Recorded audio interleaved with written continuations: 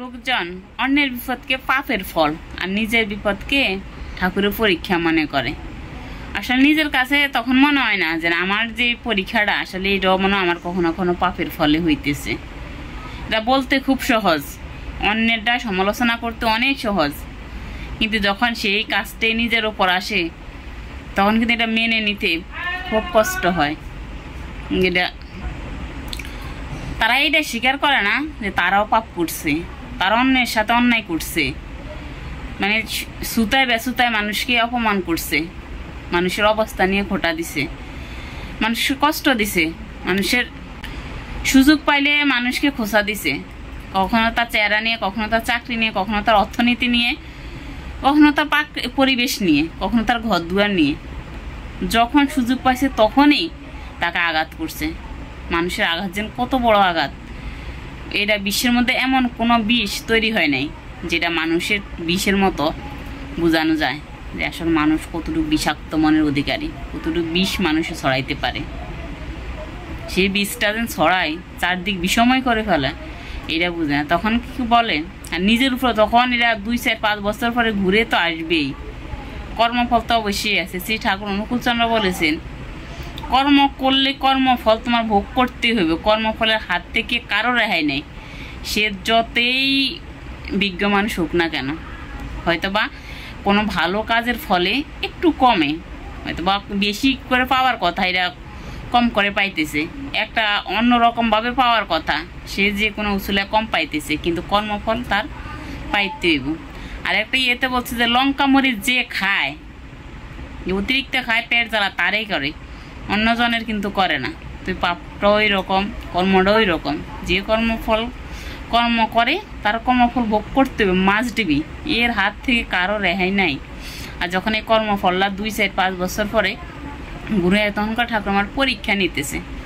আসলে ঠাকুররা তো খুব দয়ালু, তারা মানুষের সুযোগ দেয়, ছাড় দেয়, কিন্তু ছেড়ে দেয় না। ওই ছাড় দেওয়ার টাইমে মনে হয় আমার তো কিছু হইতেছে না, আমি তো কর্ম করতেছি, আমি খারাপ কর্ম করতেছি, আমি মানুষের সাথে অন্যায় করতেছি, মানুষকে কষ্ট দিতেছি, কিন্তু এটা ফল আসবে কখন? 2-4-5 বছর পরে। আর 2-4-5 বছরের মধ্যে যখন দেখবো সে শোধরায় নাই, তখন কিন্তু এটা বিশাল আকারে আসবো। ঠিক আছে, এই জন্য এটা বলছে ঠাকুরেরা মানে সৃষ্টিকর্তারা ছাড় দেয় কিন্তু ছেড়ে দেয় না কখনো। তারা ঠিক কর্মফল দিব তাদের সময় বুঝে, তাদের বুঝি, কিন্তু মানুষের ইচ্ছা মতো না। আমরা তো বলছি ধর মার খা, আজকে আমার একটা বদনাম করছে, আমি কালকে আরে 2-4টা কথা বদনাম না করতে পারলে আমি কি মানুষ? এর খোসায় এর যত যা আছে পূর্বপুরুষ থেকে শুরু করে সব রকম কথা এরে কইতে হইব, ভালো খারাপ সব রকম কথা এরে কইতে হইব। আমরা মানুষ হয়েছি এরকম, ঠাকুরেরা তো এরকম না। ঠাকুরেরা কইছে ধীরে সুস্থে, ঠাকুরের মায়ের দুনিয়ার বাইরে, তারা ধীরে সুস্থে এটা দিব, ফলাফল দিব।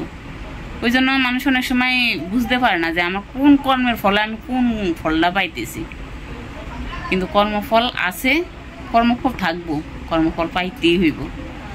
তো তখন আবার সুন্দর করে বলা ঠাকুর আমার পরীক্ষা নিতেছে, জাস্ট পরীক্ষা নিতেছে, আসলে পরীক্ষা না।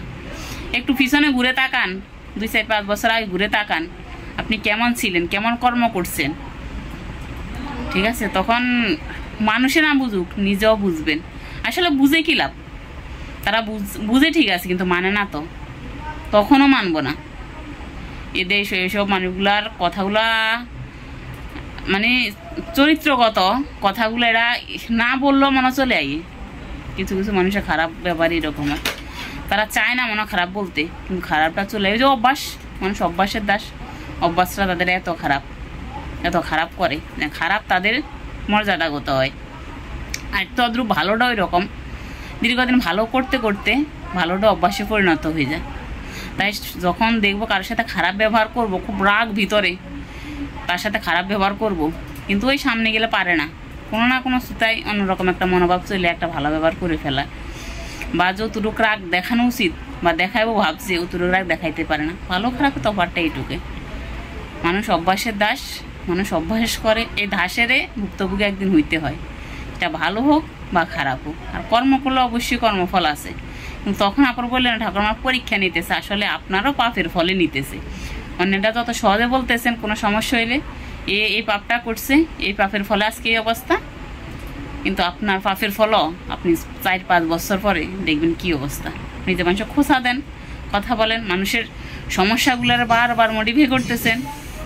এই সমস্যাগুলারে যখন বারবার তারা মনে করাই দিতেছেন, এই সমস্যাগুলার বারবার যখন তারা আঘাত করতেছেন, এই সমস্যাগুলা যেন ঘুরে ফিরে কর্মফলটা যেন আপনার ভিতরে আসবে না, আমি কোনো গ্যারান্টি দিতে পারবো না। যদি ঠাকুর থাকে, ধর্ম থাকে, যদি ধর্মীয় বাণীগুলো সত্যি হয়ে থাকে, তাহলে মাঝ টিভি ফিরে আসতে হইব। আর ওই কর্মটা আপনি আবার ফিরে পাইবেন। তখন মনে করেন আমার কর্মফলে মানুষের কাছে স্বীকার না হোক, নিজে নিজে মনে মনে মানে স্বীকার করেও ঠাকুরের কাছে ক্ষমা প্রার্থনা করেন, যাতে ঠাকুর কর্মফলটা কমাই দেয়, অথবা বড় রকম আঘাত থেকে একটু ছোটো কিছু আঘাত দিয়ে এরা সারায়। কিন্তু কর্মফল করতে হইব। আর এই প্রাকৃতির মানুষগুলা আশেপাশে আমাদের ছড়িয়ে ছিটিয়ে রয়েছে। প্রতিটা মানুষের জীবনে এরকম কিছু মানুষ থাকে যারা তাদেরকে এরকম প্রতিনিয়ত এমন কিছু করতেই থাকে, যারা পারে না সহ্য করতে, পারে না শোধরাইতে, পারে না তাদের সাথে সম্পর্ক ছিন্ন করতে, আর পারে না এই পরিস্থিতিতে তাদের সম্পর্ক রাখতে। এই মানুষগুলা সবার জীবনে থাকে, সবার আত্মীয় স্বজনের মধ্যে থাকে, সবার পাড়া প্রতিবেশীর মধ্যে থাকে। তো সবাই মনে মনে করেন যে কর্ম যদি করে কর্মফল অবশ্যই আছে। আমি যদি আজকে তার কথা বলি আমারটাও ফিরে আসতে পারে,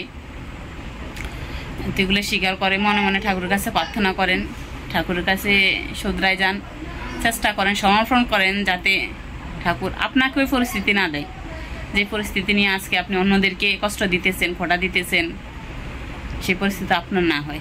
এটা ঠাকুরের কাছে প্রার্থনা করেন। জয় গুরু সবাইকে।